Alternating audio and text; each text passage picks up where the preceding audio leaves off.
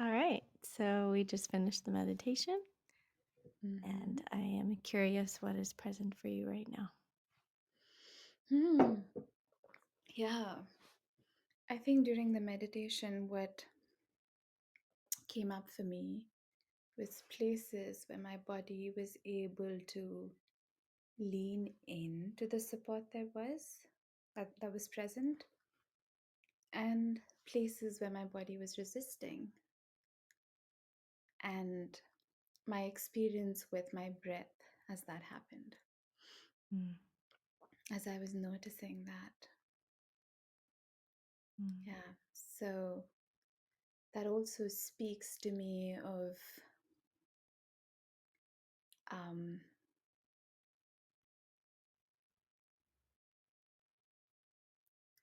safety and fear. It may not be connected to present time, but just the awareness of how my body is feeling in this moment. yeah. Yeah. So you were noticing both things, Mm-hmm. a support that was available and also where there was maybe some resistance or Mm-hmm. something. Yeah. The ability to receive support Mm-hmm. that was available, and also where my body wasn't able to receive that support, Mm-hmm. where it felt like it needed to resist, needed to clench up, not fully land in order to receive. Mm-hmm. And also noticing how that was transient, right? It didn't stay that way throughout. You know, there were places where it softened, there were places where it felt a little more intense at times. And also the choice that I had, okay, where do I want to place my attention? And how do I be with this that is feeling challenging from a place of resource? I could either go right in there, or I can find a way to be present with it that is easier and um, yeah, that is easier. Mm. Hmm. Sounds like there was a lot of information there in Oh that yeah. short meditation. Yeah. I think the body just, sorry, I'm just grabbing my tea. I think the body is brilliant that way. It shows you what is present, and your breath will never lie. So how your breath feels in the moment carries tremendous information. And I heard you mention safety, both safety and some fear, and Mm-hmm. noticing what may be now versus what may be past. Yeah, because memories are constantly showing up too. No, in this moment, there's nothing in my current surroundings that, or even here, sitting here with you, that is actually a threat to me in any way, right? And like they say, all fear is the fear of death. Mm, So there's interesting. nothing threatening my life, but my body is contracting in places and not really leaning in because there's some memory there that's showing up. Mm-hmm. And as I orient to present time, as I orient to resource, more safety comes in. Can I ask how you know it's safety? Mm. My breath feels different when I'm feeling safe. I'm able to meet the ground and receive the support. There's a sense of space. There's um, there's the ability to be present as well Mm-hmm. in this moment. Yeah.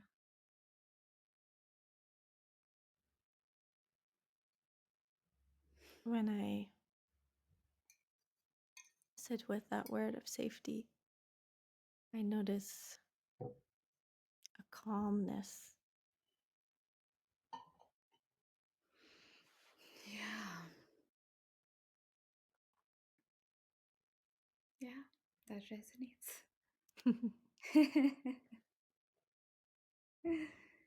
Yeah. It feels calm.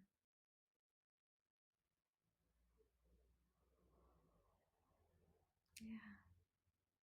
And as I sit with that, I notice a breath, like a big breath I just had, like as I kind of Ah. settled also into that sense of safety. Yeah. Which is why I say the breath never lies. I mean, those are not my original words, but Yeah, but but yes, the breath never lies.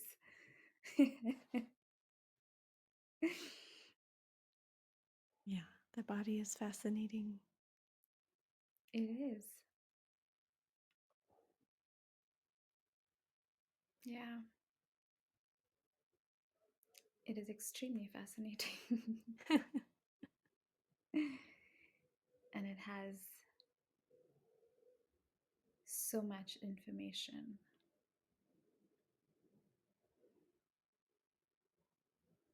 Yeah.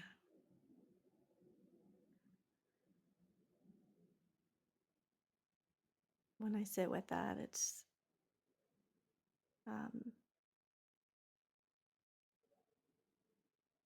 kind of mind-boggling how much information and still how much we don't actually know.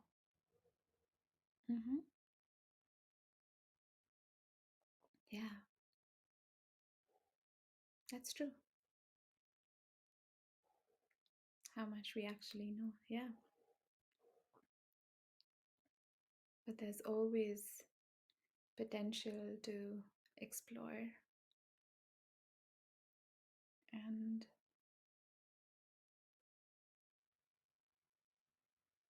and be curious. And nobody can see everything. No, Yeah. nor can we sense everything all at once. Yeah. And thank God for that. That would just be a bit too much to be sensing everything Yeah. at once. So it's Yeah. really interesting how our body chooses what it like allows to be sensed in any moment. Hmm. And Yeah. also like if we bring our attention to something. Yeah. Yeah. And, you know, in order to feel, you need to slow down. You can't feel when you're sped up. So I think that also sort of um, the word that I'm looking for. So for me to feel everything, therefore, isn't possible all at once. To feel everything at once is not possible. Mhm. And I can feel, and then I have a choice. I think that choice probably comes with a competence that you build over time, right? A choice to stay there, to go someplace else. Because what we're wired to essentially fixate, Mm. right? Or to avoid if it's too much. Yeah. So getting to that place of neutrality, equanimity, right? Um, where I'm able to witness what's present. I don't try to change it, nor am I trying to fixate on it. Yeah. Yeah.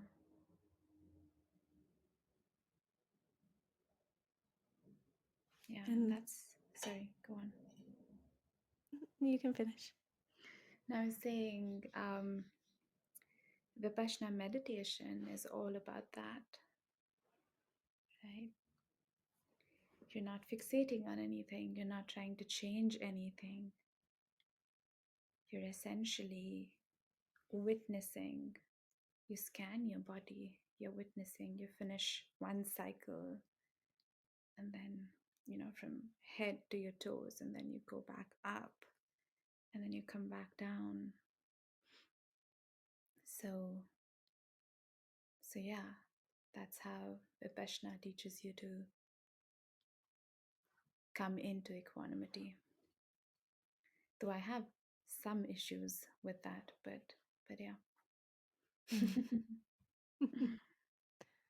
Yeah. And it reminds me of, um, like, I'm curious how the body, I don't know, allows whatever to be noticed, and how it can depend on our amount of resource, what we're able to meet. If, Say more. like, um, if we're resourced enough to meet whatever is there, and if we're not, um, it's less likely to really come into our noticing, our attention. We don't actually have the ability to meet it without getting overwhelmed. Or when we try to, then we do reach that overwhelmed Mm-hmm. Yeah. feeling. Yeah. Um, I think one is coming into awareness, right? Building the competence to become aware of your body. And the other is when you notice discomfort, learning to to not fixate, right? Because we're biologically we've evolved to pay attention to discomfort, to pain, right? So that is the wiring that we have. So what do you do? Which is why building competence to titrate or to pendulate becomes essential, because then you realize, oh, there's discomfort here and it's leading to overwhelm. So what I can do is I have these other parts of my body which are feeling at ease. So, can I go there and be with that part of my body, resource myself, and then come back to witness this? I can either pendulate between the two, that I spend more time there, I come spend a little bit of time here and go back there, or I hold that resource in my awareness and stay with the discomfort.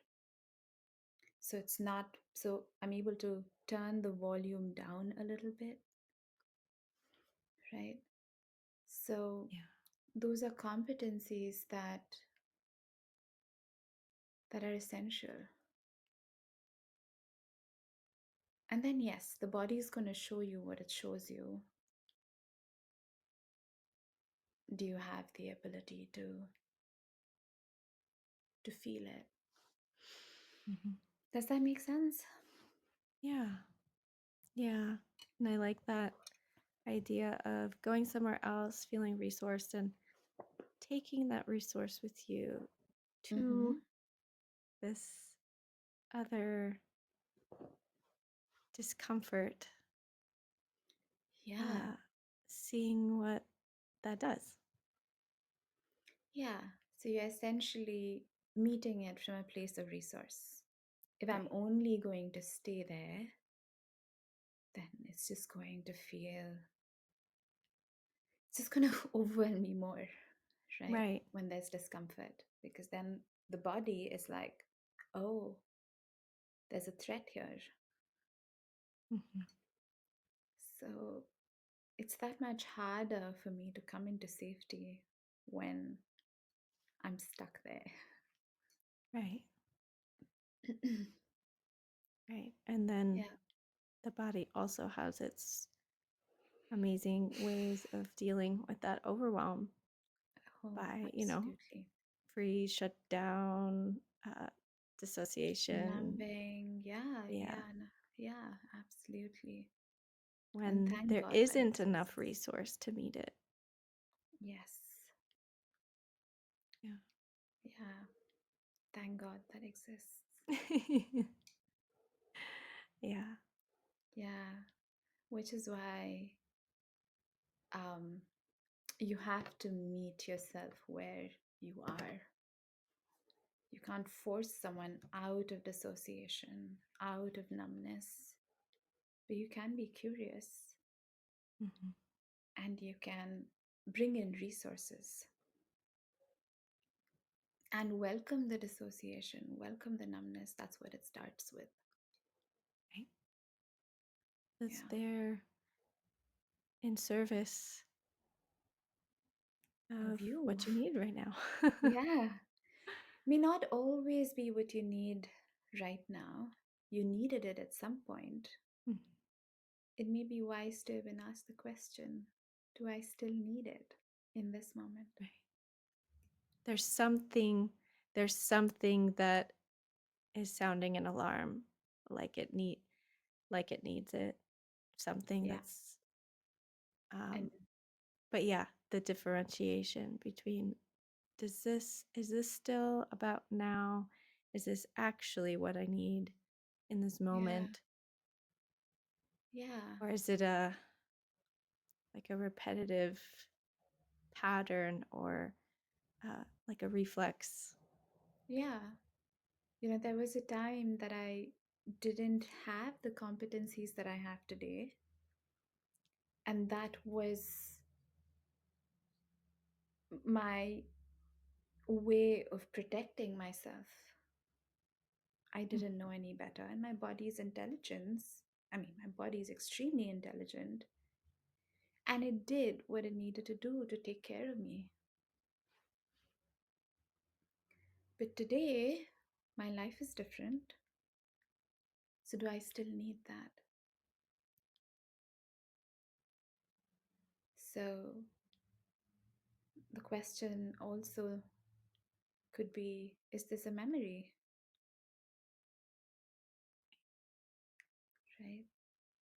Meeting that part of you that still thinks it's necessary Yeah. and like updating that information of becoming present. Like you said, it's something from the past. So updating what things are Yeah. like now. Yeah. And sometimes just asking that question, is this a memory? Your body will respond to that.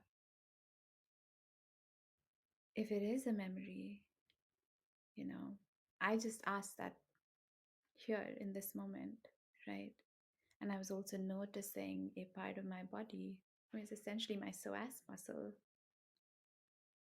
I was noticing a little bit of a tension there. Mm. And when I asked the question, is this a memory? I began to notice that it was slowly melting and softening. And there were pulsations that spoke to me of something releasing. Mm. So your body can respond. So, Yeah. yeah, it doesn't always have to be cognitive, it can also be the body's response to the question. And sometimes, yeah, it's also extremely helpful to bring in the mind, to differentiate. Ah, how old am I today? What is today's date? What are some competencies I have today that I didn't have when I was younger? Right. And It's as you had amazing. talked about earlier, the slowing down Mm. and how much in that slowing down you're able to notice. And it reminded me of an exercise that we did in my focalizing training, Mm-hmm. where we had to take something that we do, like brushing your teeth or brushing your hair or making coffee or something, but slow it way down to take like 5 to 10 minutes. And so I decided to make myself some tea, and it Uh-huh. took me like 7.5 minutes to just like boil the water or like get it to The the right temperature. no, to get the water in it and to the, it's a tea kettle, Ah, electric, okay. Yeah, to yeah. turn it on and have it start. Mm. And as I was carrying this pot very slowly, I'm like moving it, and I'm noticing like every micro movement in my arm that, of course, I don't normally notice because I'm never going, I mean, I'm not going that slow anyway, but I also wouldn't notice. And how heavy it got. And I was moving Mm. so slowly. I'm Yeah, like, oh, these are things when I move quickly that, make it easier. But just noticing how much I was able to feel in my arm, these like yeah, really micro movements all throughout my arm that I don't notice because it's so quick usually. yeah, But slowing it down, yeah, it was fascinating. yeah. It is. And also, you're carrying it for longer. I also want to Right. account for that. But, but yeah, just feeling every teeny bit of movement, every teeny bit of, muscle and tissue, and uh, how you need to, what it takes to come and hold and carry. Yeah, it can be extremely fascinating. Yeah. So how much I like take for granted, I guess, or just wasn't even aware of how my body actually needs to move in order to do those things because I've never really felt it. One, I was never really paying attention, but then the slowing down part made me realize how much is actually involved as far as, muscle movement in order to perform those actions. Everyday tasks. Yeah, Yeah. yeah, So it was really interesting perspective. yeah, yeah. Slowing down reveals a lot of information. So oftentimes with my clients, the way I help them understand that is, I move my hand like this and I'm like, how many fingers am I moving? Can you see it? And then I slow down and they can see. I'm looking at myself as I'm doing this. So, that's the advantage of slowing down. You can actually see more, sense more, feel more. So, there's all of that rich information that becomes available to you when you slow down. Right. And it's only when you slow down does choice arise. Right. When you're sped up, you don't have choice. It's the unconscious that's sort of driving whatever it is, right? Mm-hmm. But when you slow down, you notice that there are so many points of choice. Yes. Yeah, And without the resource there when you do slow down, I'm just noticing, like for me, it used to be really hard to slow down. Well, A, I didn't know how or that I needed to, right. but um, I didn't know how to be with what was there. So now that I've experienced slowing down and could be with that and be with what was there, like it feels really good. And I get Oh, yes. a lot of, you said, information and Mm-hmm. clarity and um, just this connection with myself that I didn't have for so long. Yeah, But yeah, it was a process to be able it to is. be in that state and to Mm-hmm. actually receive what was being shown to me, what was being revealed. And because not everything is pleasant. Yes, and that's where choice becomes, choice is empowering. I don't have to go be with something that feels overwhelming.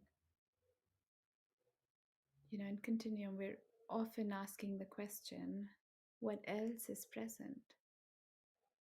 And in Continuum, um, just to say that Continuum is a movement practice, you're always tracking pleasure, you're following pleasure in your body.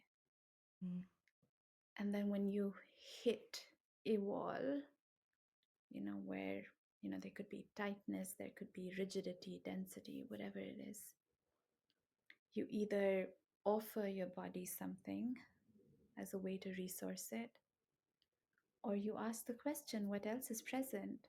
And you go follow some other sensation or impulse to move that is pleasurable. mm, So that choice, right? Slowing down gives you that choice. mm, And oftentimes, the way we learn to be present with our bodies, essentially, because we're wired to fixate on discomfort, that's where we go, which is why these skills to find resource become very important. mhm, So, in fact, that's one of the first things that I do with my clients, like the first intro call itself. When they ask me, what does a session look like? So I talk about the importance of resourcing and how that is the first step. right.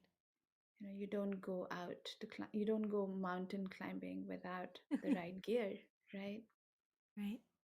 So it's the same thing here. You're going to be meeting all kinds of challenges. Mm, So resource becomes immensely essential, important. Yeah. And that wasn't something that I understood enough. Yeah. Um, like, even though it's been taught to me in several places, it didn't, because it wasn't like an experiential learning. Mm. I didn't get it at a body level. And it's very different to embody a resource Yes. versus cognitively Yeah. recognizing a resource. Absolutely. Yes. Embodying a resource, very different. And the other thing that I didn't realize I wasn't doing Mm-hmm. was actually receiving the resource. I knew there were resources and I Mm. knew they were good for me and Yeah. beneficial. I didn't know how to fully receive it for it to actually be resourcing more than just coping. Ah. So for a long time, I was like, oh, this is enough, just enough. But I realized, oh, but I could actually receive more. Mm. And so I was receiving just enough to cope or just enough to just get through this thing. Um, Yeah. but now I've learned, I don't know, taken in um, how to more fully receive and Mm. embody a resource. And that has Mm. made such a big difference. Oh, yeah. I don't doubt that at all. Can I ask you a question? Mm-hmm. So, what helped you recognize that?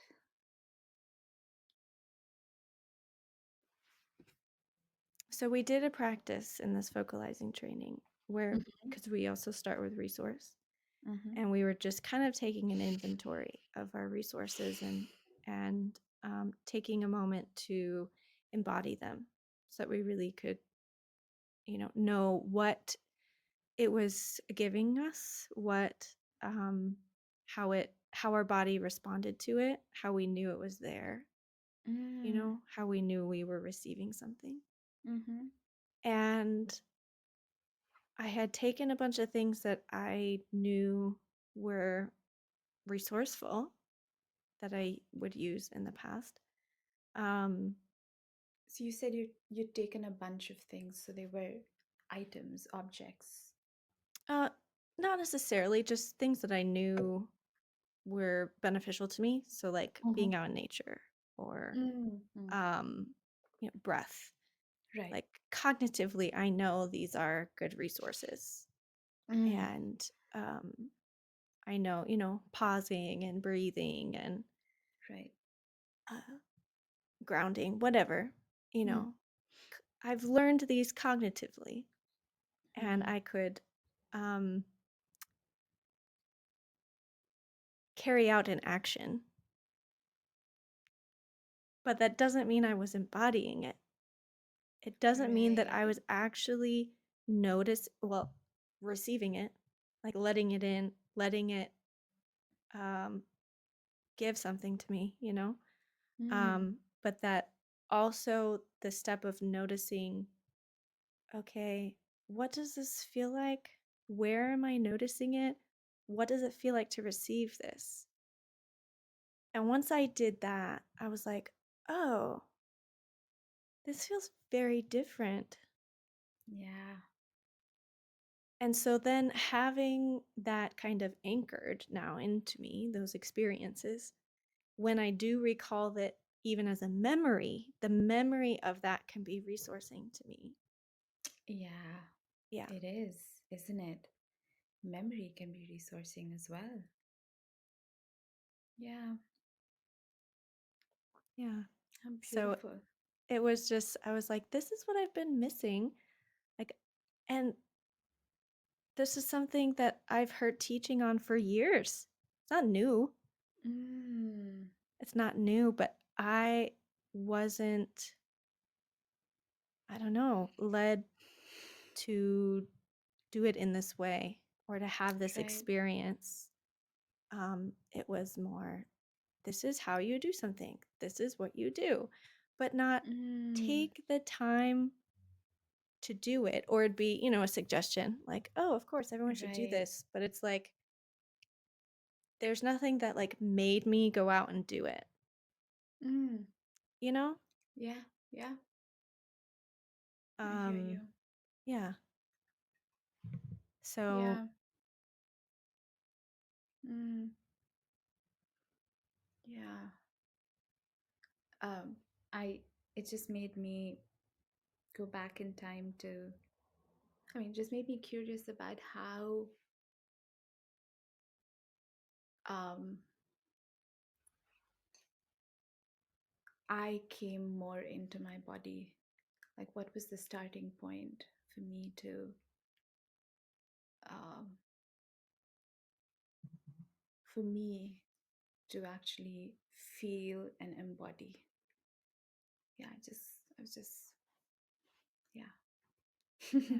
My mind wandered a little bit there. So I'm just Yeah. naming that. Yeah. Yeah.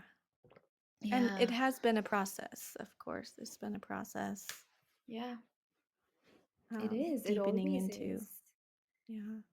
I think even 10 years from now, there'll be newer layers that appear and newer learnings and newer degrees of embodiment. Hmm. I think it's a continuous process. Yeah. But even like this week, I experienced this super intense um, moment. Mm-hmm. And years ago, it probably would have shut me down for weeks. Mm, Or I, I don't know, I probably would have been sick or something, you know, right. because I often didn't have a lot of clarity on what I was feeling, what Mm-hmm. was happening for me. Mm, It would be this like knowing something is not okay, but it'd be so foggy that it's like not knowing mm, where to even start, where to begin right. to kind of untangle it. Um, Whereas now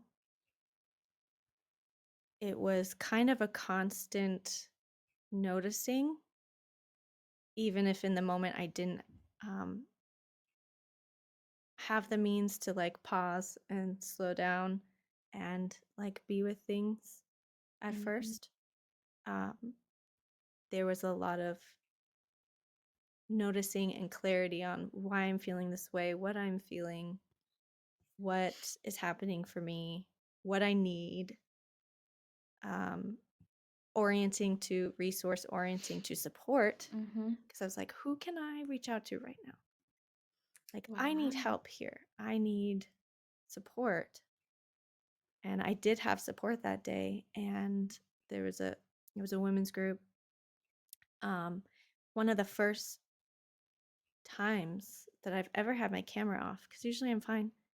And I was like, this is feeling so big. I can't, like, I needed the presence of others. I needed that support, but I couldn't, um, it was too much to have it all like happening. So I had turned off the camera and I just typed like what was happening for me. And they made space for me. And I was able to little bit by little bit be with different parts and I cried and cried. And um, Mm, but then I settled. And by the end of the call, I was able to turn on my camera and engage and share things. And um, where I wasn't able to do that. I mean, I didn't necessarily feel like I couldn't share. I just knew that if I started talking, the minute I started talking, I would just cry, and I don't even know if I would have been like coherent in what I was saying. So I was like, I Mm, think I need to get some of this out first. Like I don't need to be sharing right now. right. I need to feel some of this. And so that support allowed me enough resource to do that.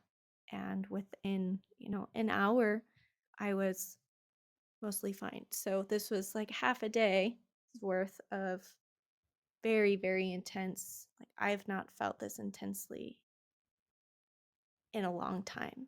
Mm, So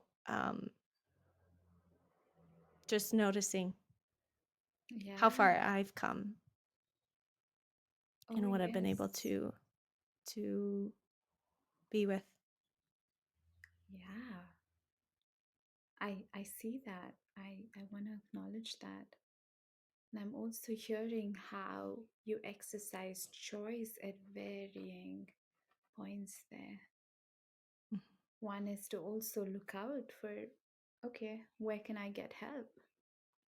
Right? So, in some ways, you were not stuck in your survival brain, right? There was movement happening where you could ask questions, make choices. So, there was still, with everything that was going on, there was a degree of slowness where you could think and make choices, even with saying, okay, I'm going to turn my camera off.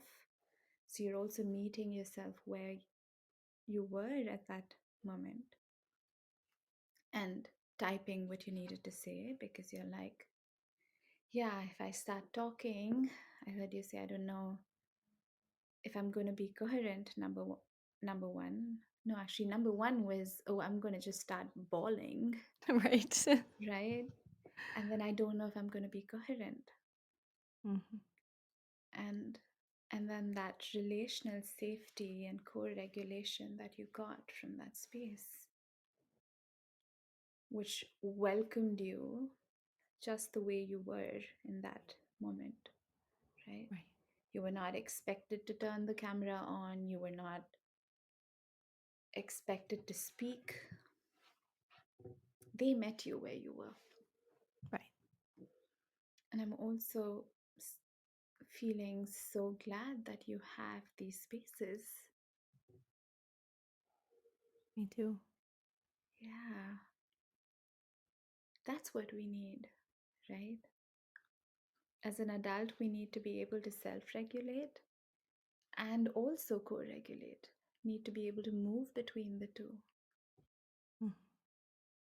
So that's what saw you doing there. Which for me is huge because there was a time when I would never reach out. I would hold it Mm, all in and I wouldn't tell anyone what was happening for me. I would yeah, bear it alone, which is sad. Like I'm noticing I'm yeah, sad for the past version of me that was what felt safe. That was all I knew. Like yeah, it didn't feel safe to reach out to people. But now that I've developed these relationships and supports where I know that it is not only safe but welcome. yeah. Yeah. How beautiful.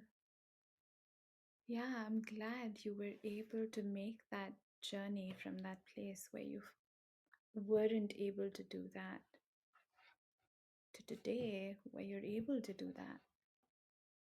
You didn't know any better back then. And that was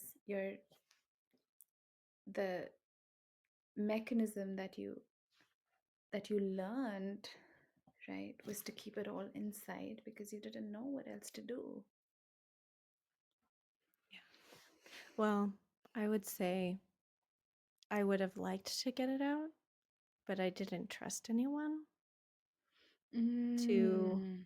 to actually be there to meet me, to not fix Ah, me or tell me what to do or be condescending or be patronizing, those kinds of things, shame Mm, me. mm, mm.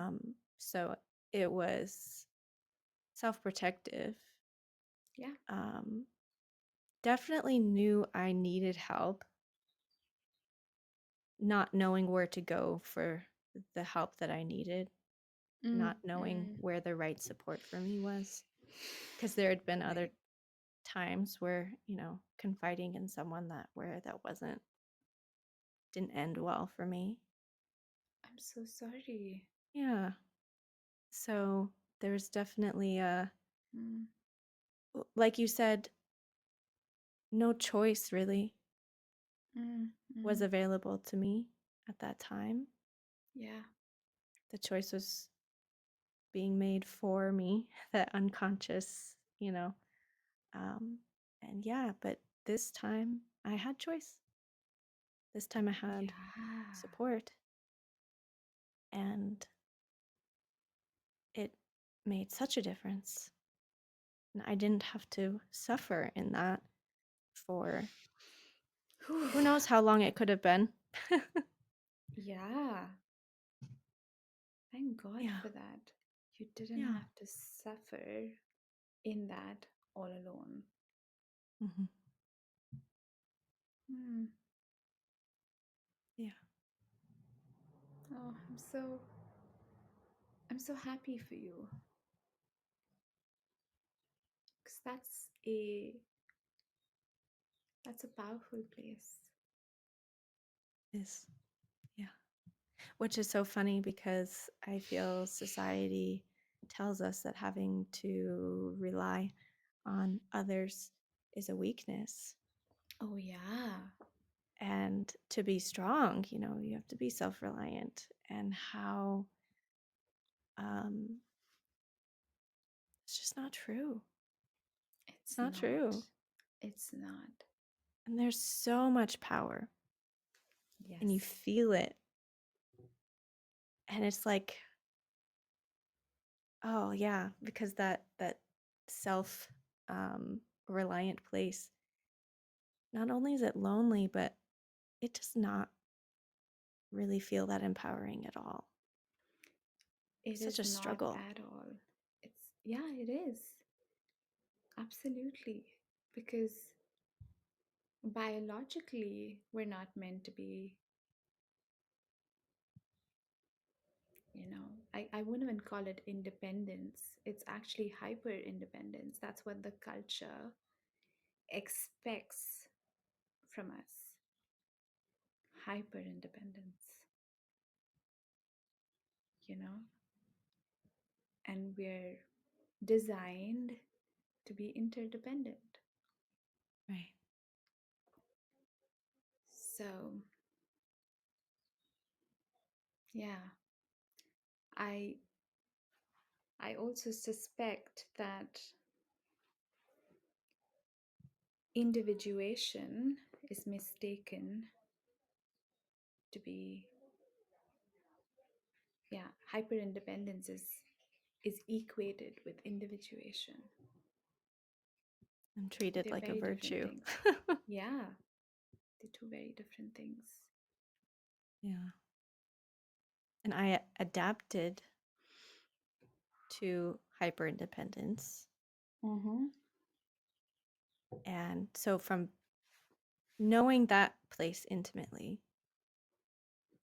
and knowing what it's like for me now, Mm-hmm. hands down, every Mm. time would Mm. choose to orient to support. Oh, yes. Yeah. How amazing is that? Hmm. Because support is always present, it's ever present.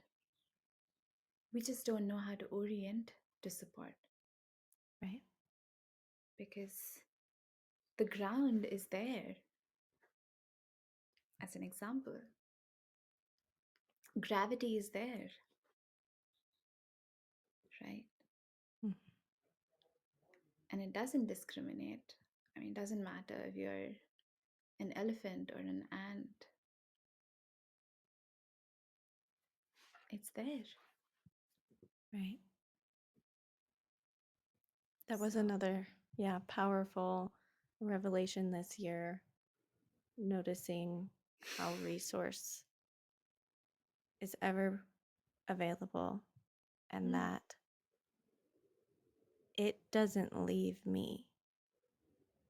I, for whatever reason, may disconnect from it, mm.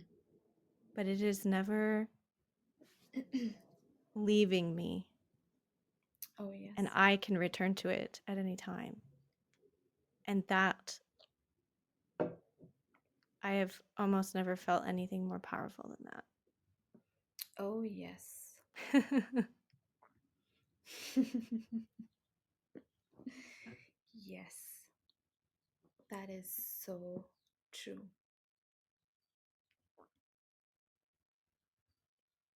and extremely empowering. Just knowing that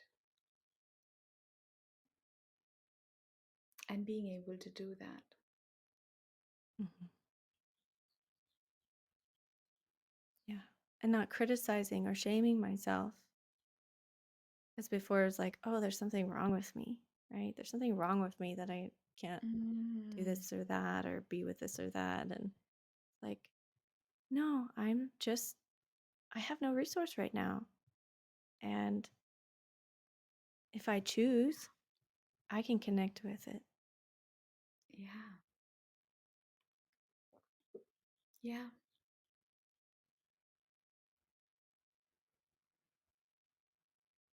Hmm.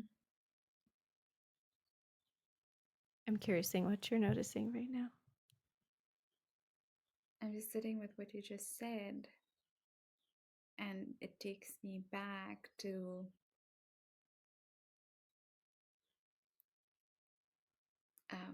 trauma and the nature of trauma, right? In some ways, trauma, as it repeats over and over again, trying to wake us up, it's also trying to get us in touch with this, right? Mm-hmm. Because a part of waking up is is getting support, right? Yeah. And when we get that support, we're also able to learn to orient to support. Right. And We don't have to wait. We don't we have to don't have wait till to, we're rock bottom or there's no other choice, no other option. but how do you move from a place of unconscious incompetence if not for that, right? Mm-hmm. When it lies in the unconscious, there's absence, no? You don't see it. That's true. So the repetitive nature is a way to nudge you into a place of conscious awareness. Right. I think it's maybe what I'm saying is I think there are nudges, and for me, especially, Mm. um, and some things I've heard from others, not paying attention or heeding those nudges and waiting and Mm. waiting and waiting till it gets worse and worse Right. and worse. Yeah. And I don't know, maybe normalizing that it's okay to seek support without Oh, it being yes. the worst event of Yeah. your life. Yeah. Yeah. Doesn't have to be the worst event Yeah. of your life. But if I'm not even aware that this isn't working for me, right, then Hmm. I am not going to seek ways. to do things differently. Right. So, and I think that just boils down to each individual's journey and what it is that sort of shakes them out of that slumber to say, oh, okay, the way my life is going right now is not working for me. And then realize that there are ways in which you can build competence to change that, right? Mm-hmm. So I think a lot of people again then get stuck in conscious incompetence, right? I'm aware this isn't working for me and I don't have the competence to do anything about it, Right. but I stay stuck there. Mm-hmm. And then some people may, Thomas says the responsible thing to do at that point of time is to get support, external support, professional support, right? Yeah. And I love how he says, and then that gives you response ability, Right. the ability to respond to that situation, Right. right? So, in an ideal world, yeah, I wish that, you know, one didn't wait Mm-hmm. till it got so bad and so painful, but sometimes that's what we need. Right. And I've But come moving to value forward, that. like Yeah, now, so now yeah, I have consistent, reliable support that I know I'm going to take, that is available to yes, me, that I don't wait anymore until I yeah, can't handle it anymore and it's too much to reach out. right. I know that with the support, it helps me better handle these things. So now I'm at the point where I choose to have ongoing support available so that Yes, even if it's a light week and not a lot is coming up for me and I still have that support, it still benefits me. of course, it does. That's also because you have responsibility now. Yeah. Yeah. Right. Right. But that, Yeah. yeah, even waking up and being in that conscious incompetence um, doesn't mean you have to keep. Yeah, I guess I'm speaking more to people that are more awake to this, but still that Yeah. responsibility Ability is, is not yeah. there Yeah. yet. And you know what I've come to learn? A lot of people don't know that something different is possible. Yeah, it's They true. don't know that change is possible, that um, you can have a life that is different from your current situation, that you can change as individuals, right? Oh, I am like this. Yeah, you are like this, but you have a choice. Yeah, You're not destined to be this way unless you choose to. But yes, a lot of times that choice is unconscious because you don't know there's another way possible. Yeah. yeah. Or there's this either conditioning or stigma around receiving support, um, Yes. or that support is only there for when things are falling apart. You know, like Yeah. the idea that support um, is That like we all a need it. right, can be a like proactive, Yes. preventative type thing instead of just waiting around Yeah. Yeah. for when And it's that we could unbearable. all use support, right? I think Right.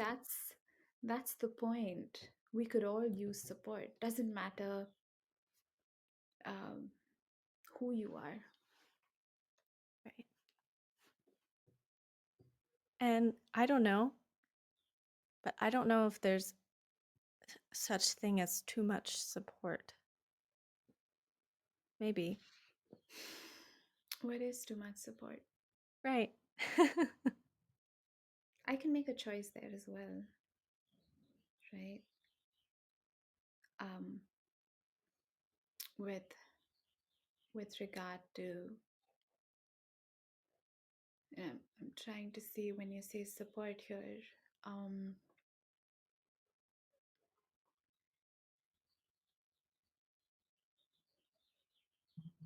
hmm, okay, I lost that train of thought, but yeah, you can make a choice.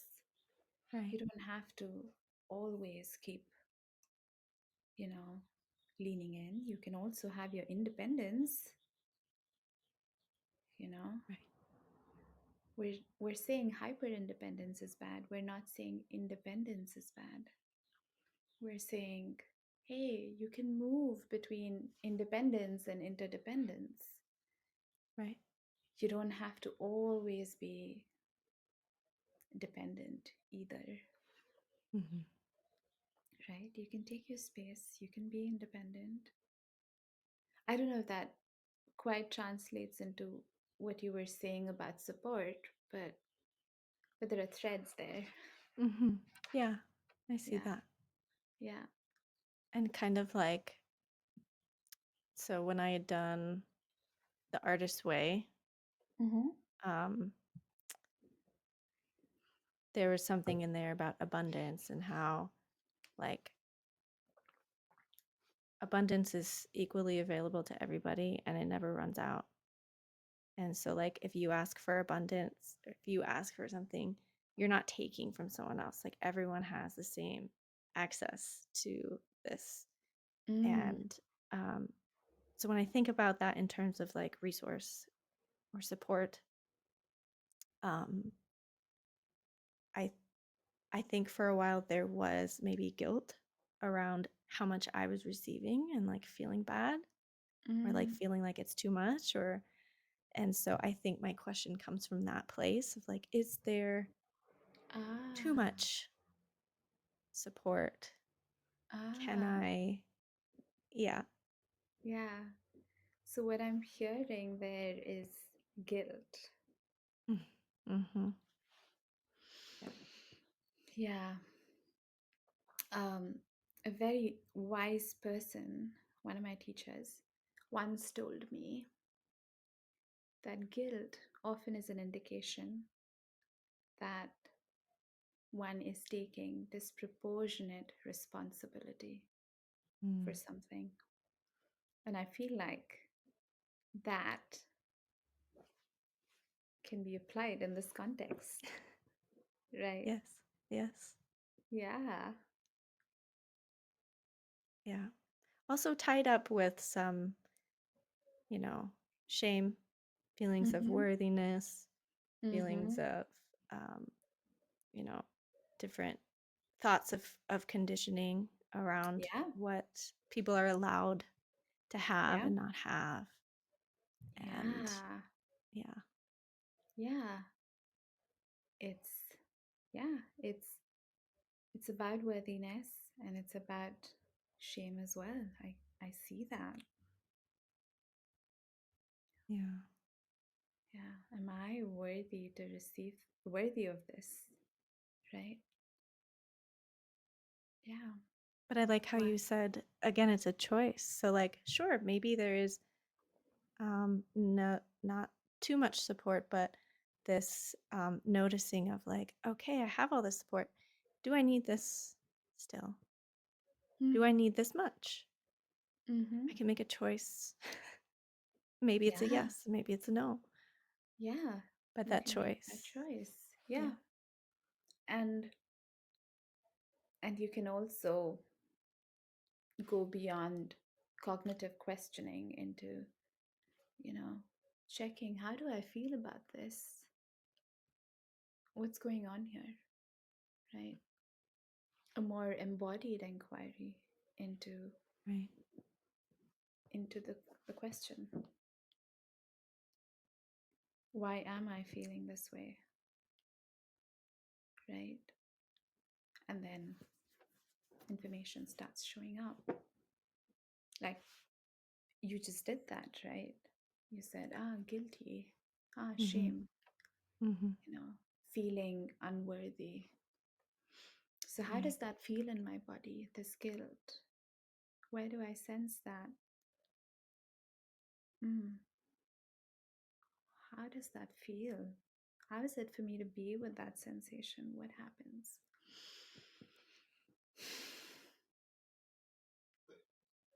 Yeah. I love this Mm. work. Oh, yeah. Yeah.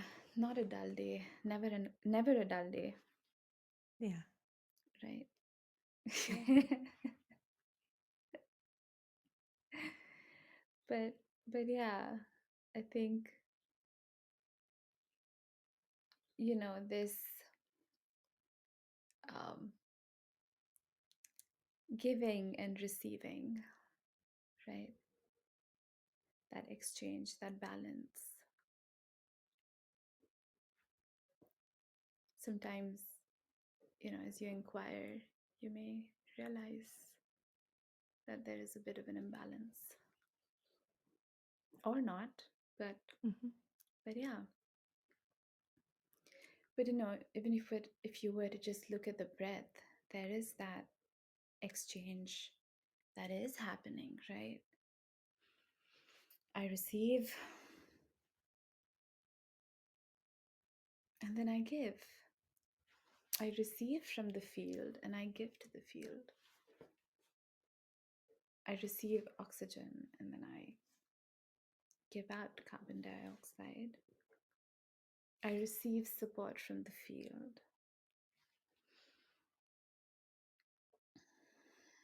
and then I give that. After receiving, I offer my out breath to the field.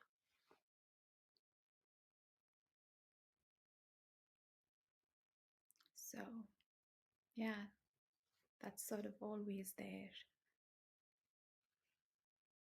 Yeah. It connects me as I hear you say that. And as I look out my window, I see the trees and just that giving and receiving the oxygen, the carbon dioxide, this cycle that happens with nature. Yeah. Yeah. So it's about being mindful about not overextending in the giving or also just receiving and receiving, right? And which is why, sometimes when I just sit with the breath, right?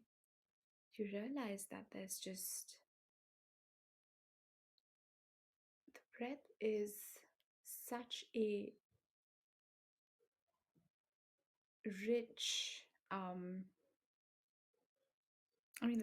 it's so rich in the sense that it teaches you so much, right? Just giving and receiving, for instance, if I'm able to tune into that and embody that, then I will be a living embodiment of that,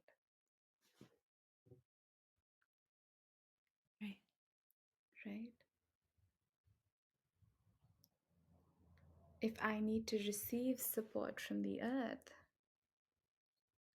I need to be able to breathe out fully.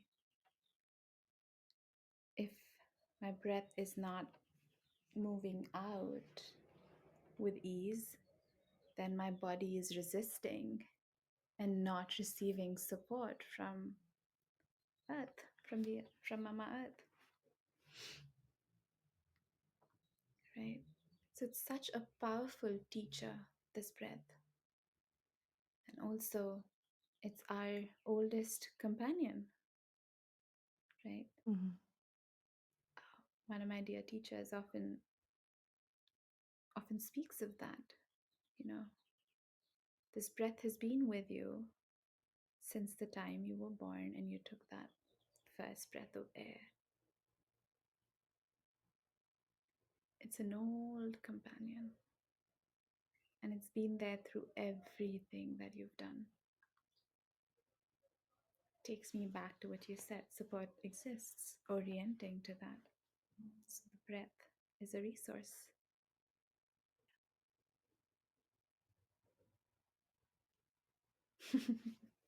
I think this is a wonderful place to land. Mhm. And Landing again. yeah, and I'm curious, either something you're taking with you or something that is present for you now as we close this conversation. Mm.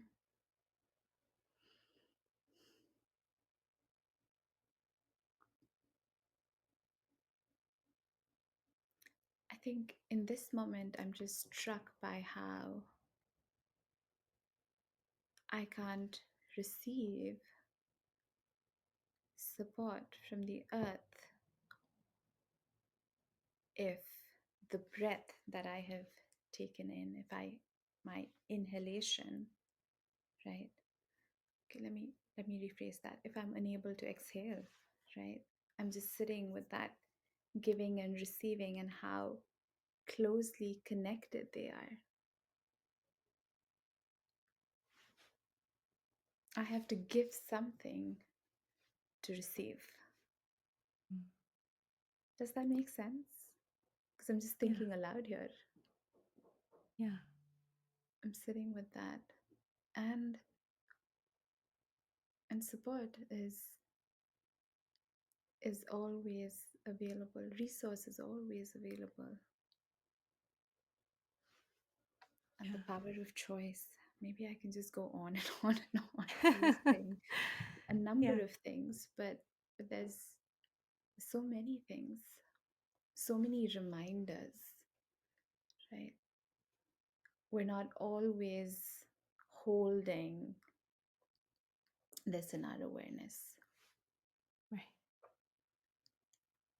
I'm sitting with what you just said about the giving and the receiving, and that exhale in order to receive. And so, like, that giving is necessary, but the receiving is necessary, because if we only give in terms of breath, we would die. Exactly. So, um, That exchange is right. But even necessary. expanding that into other areas, when we Yeah. overextend ourselves, when we are not able to receive, Yeah. it hurts us. Yeah, it does. And when there has been, you know, whatever it is that my interrupted and compromised my ability to receive, right? Mhm.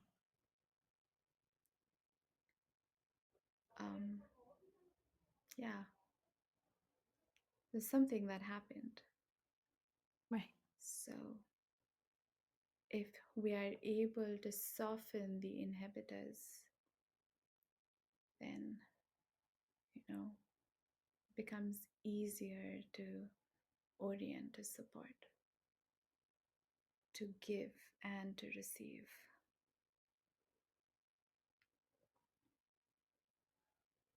Mm. I've been learning a lot about receiving lately too, and so I think I'm taking that with me.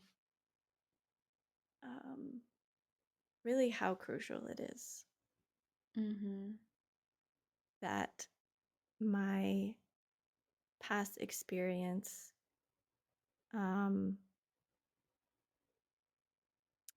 I was afraid to receive for whatever reasons, or it Mm. felt unsafe, or it felt um, scary.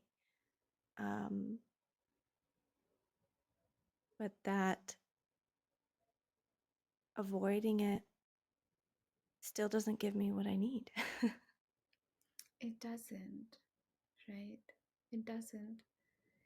And um, can I say something to that? Yeah.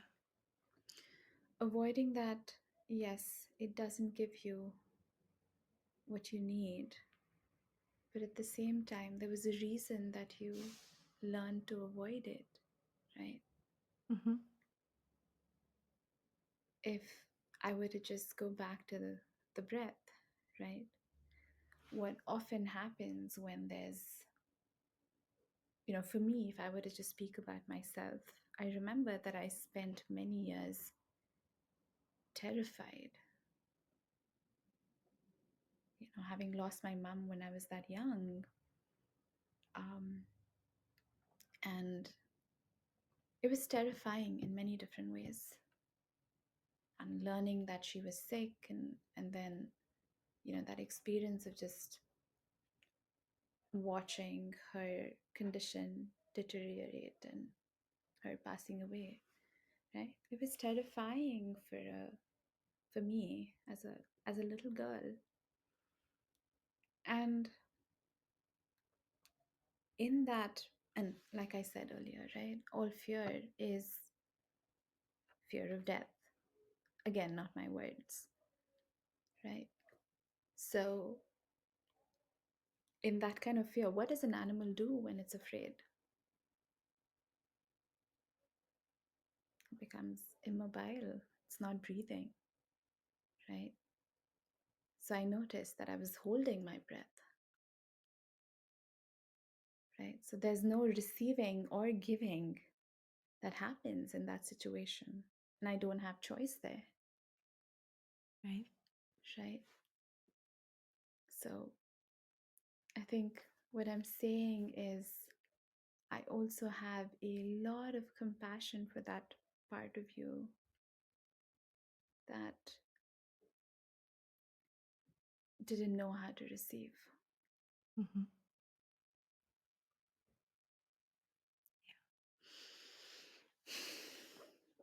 Yeah. And again, another process to learn how to do that. And for me, part of that process was that realization of I'm still not getting what I need. Like to be able to get to Mm, that place of choice of like seeing, right, like, oh, I'm avoiding this to keep myself safe for whatever right, reason. right. And that in that avoidance, it's still keeping me from what I need. Mm, Um, so that when it became a choice, I mm-hmm, could then choose mm, to see differently, to yeah. differentiate that this is not the same situation, that I don't need to guard myself in this way, in this Mm-hmm, situation. mm-hmm. I can open, I can receive here. Yes. But Yeah, that, you that can. is an act of trust that took time too, even knowing, again, knowing cognitively versus knowing in my body, like, Yeah. oh, now I see I don't need to do this. Okay. But my nervous system still thinks that I do. So, this embodied uh, Yeah. knowing Yeah. instead. Embodied present time knowing, Right. right? Yeah. How wonderful that you're able to do that today, right? Do this today. Yeah. Because I know you're doing it in this moment.